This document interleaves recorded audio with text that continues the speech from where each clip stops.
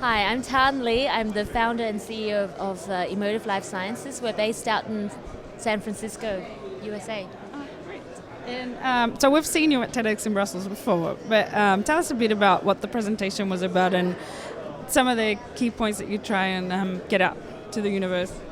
So really the key message is that we need to really make some progress in brain research, and the only way that we can achieve that is by making brain measurement much more affordable and democratize this space to allow a lot more people to become empowered to understand their own cognitive well-being.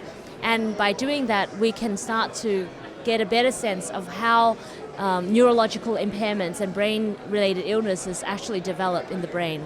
And there's really no way that we can achieve that unless we start to collect vast amounts of data. I heard you use the term democratization of this space. How do you visualize it? What could be like an optimal end result?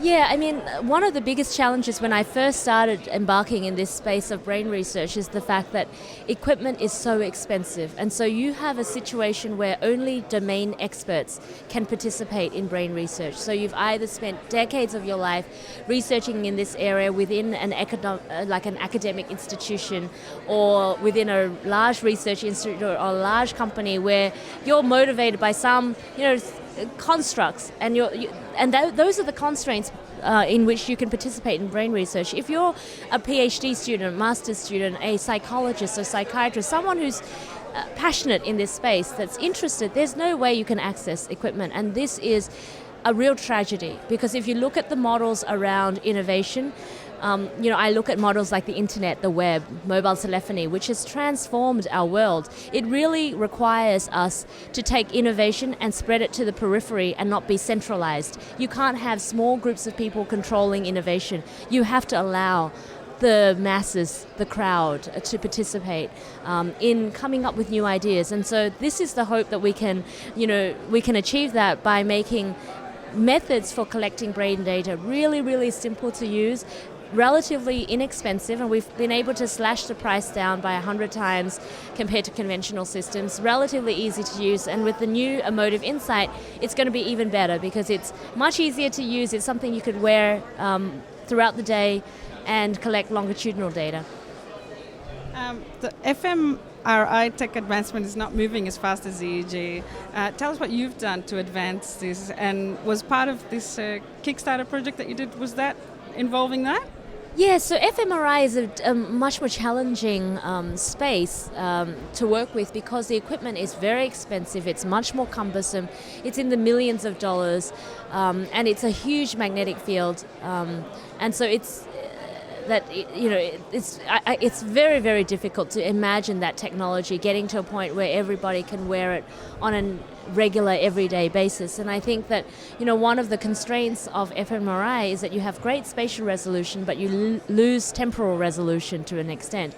You don't get the dynamics of what's going on in the brain. The good thing about EEG is that, you do get the brain activity, you do get that great temporal resolution. The challenge with EEG, though, is that it's not as good spatially. But we hope that by collecting large amounts of data, we can kind of overcome some of that. And yes, I think the reason why we chose EEG to innovate is because it's something that I can see we can get to a point where users can wear it.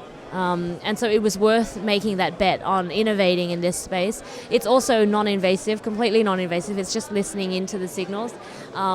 So you could imagine a user being comfortable with wearing a device for several hours of every day. It's been around since the 30s to study sleep, so you'll wear it for several days, epilepsy. So it's a bit different in nature. Where do you see EEG technology in 15 years' time, for example? Oh, I love that. 15 years' time is going to be completely different. So right now we're just at this cusp of this new paradigm around wearable technologies where people, you wear something, and previously wearable technologies was trying to be somewhat invisible because people were not comfortable with showing that they were, wearing something that's quite visible. I think with the introduction of products like Google Glass, the Emotiv Insight is another one.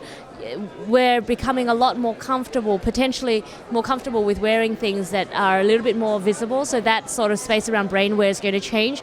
But by 15 years' time, we're going to go back. The pendulum's going to swing and it will be completely invisible.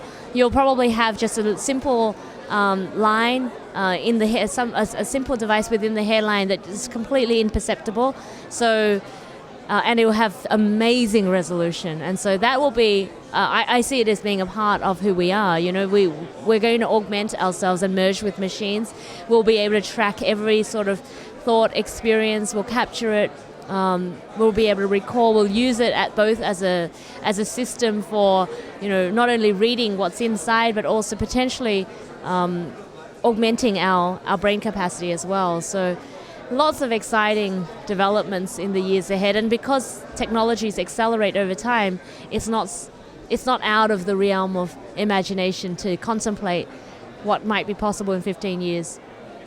So one of the biggest problems with getting to know the brain is the cost, is what you're saying? Well, it's obviously, the cost is a really big barrier to entry. It's not the only challenge. Obviously, the brain itself is a very complex system that is very difficult to study. But I think that if you limit a system that's so complex to a very small number of people and hope that they will be the savior and come up with all of the solutions, I think we're kidding ourselves. I think we need to really empower more people to look at the problem set, and we really need to collect data itself on the brain, because the problem with the paradigm of brain research is we only look at brains when there's a problem with it. We don't look at well individuals, we don't look at people who are healthy, and so how do we even know what your brain looked like before you had an injury? We don't know. We don't know what it looked like. We don't even have a baseline, and so that's what we're trying to do, is we're trying to establish a much better amount of data that will help us to understand longitudinally how your own individual brain changes, and then use that to also inform us around other brain conditions as well. What got you inspired to work with the brain? You know, I've loved this space for a long time. I mean, as a little girl, I loved Star Wars, and I loved the idea of being able to control stuff with my mind. But I mean, as an adult, I really felt that there was something very, very powerful here that we don't understand yet. And the progress we've made in this space has been so limited and restricted that I felt it was ripe for innovation. I mean, my hope is to kind of unlock the inner genius inside all of us, right? So when you look at autistic savants and you look at people who've been in a major life-changing accident and they exhibit new abilities they'd never had before, it's clearly not a learned behavior. There's something innate inside the brain that allows them to make those connections. And so it is quite an exciting endeavor. And so, you know, we're going to have to start with the low-hanging fruit, but, you know, in the back of my mind, I'm always thinking, you know, what if we could unlock this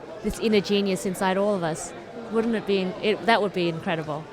So just the last question to close up on a bit more philosophical level. Does free will exist?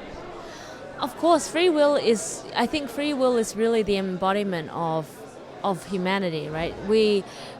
As we become more and more civilized, as we become more knowledgeable, we ascribe more value to the power of will, right? And the desire, the opportunity to choose, and the right to choose. And so, yeah, I think that's very important. It exists, and we need to preserve it and really strengthen it over time. Thanks, Taryn. Thanks.